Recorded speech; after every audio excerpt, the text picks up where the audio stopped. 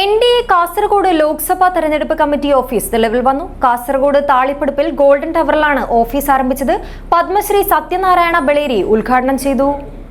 ജനാർദ്ദൻ ഹോസ്പിറ്റലിൽ laparoscopic സർജറിയും multi speciality ആധുനിക ചികിത്സയ്ക്കും ഞങ്ങൾ പ്രാധാന്യം നൽകുന്നു. വിവിധ സ്പെഷ്യാലിറ്റികളിലുടനീളം ഞങ്ങൾ സമഗ്രമായ സേവനങ്ങൾ വാഗ്ദാനം ചെയ്യുന്നു. Janardhan hospital, bank road, Kasaragod. വരാൻ പോകുന്ന ലോക്സഭാ തെരഞ്ഞെടുപ്പിനെ നേരിടുവാൻ NDA കാസർഗോഡ് ലോക്സഭാ മണ്ഡലം തെരഞ്ഞെടുപ്പ് കമ്മിറ്റി ഓഫീസ് നിലവിൽ വന്നു.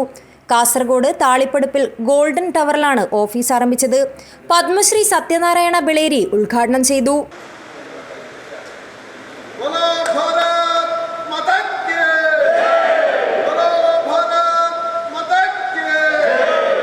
NDA ചെയർമാൻ രവീശ് തന്ത്രി കുണ്ടാർ അധ്യക്ഷത വഹിച്ചു.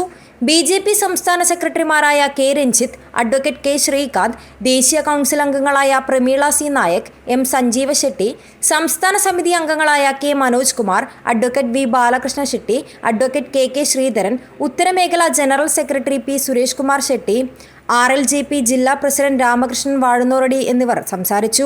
ദേശീയ ജനാധിപത്യ സഖ്യത്തിൻ്റെ സ്ഥാനാർത്ഥിയെ വിജയിപ്പിക്കാൻ വേണ്ടിയിട്ട് ജനങ്ങൾ തയ്യാറായിരിക്കുകയാണ്.